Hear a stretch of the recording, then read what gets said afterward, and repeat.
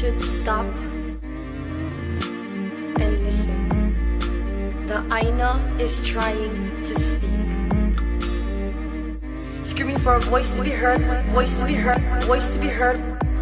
Over planning and development, can you hear it? Building blocks stacked on top of rich soil that came from the works of our kupuna before us. Dirt-stained hands embedded into the creases of our Aina, can you feel it? Overturned lifestyles and agreement between Ali'i and Maka'ainana as promised to work the land for generations to come. But you see, where is our land?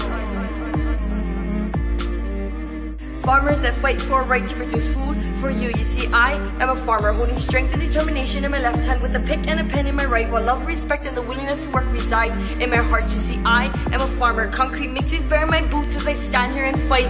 What about us?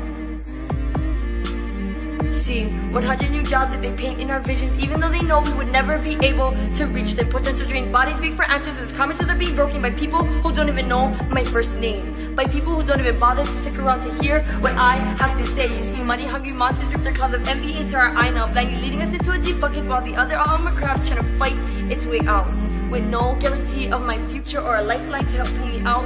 What is the point?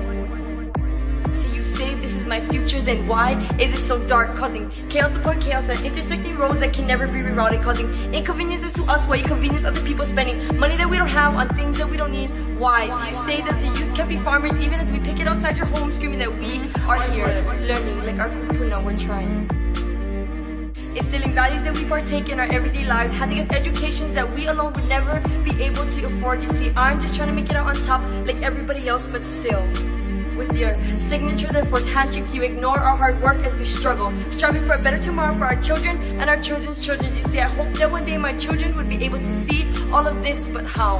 When soon the Aina would be covered in concrete, you see, this will never cease to exist. But luckily, like my kupuna, I know this. If I'm planning for a year, I'll plant kalo. If I'm planning for 10, I'll plant koa. But if I'm planning for 100 or more years, then I'll teach my keiki how to malama Aina. And in return, the Aina will take care of them. So if you ever find time between your busy schedule, stop. Try and listen to the Aina, because I promise that you will hear it as it is trying to speak to you. So push aside your signatures and forced handshakes and listen to me.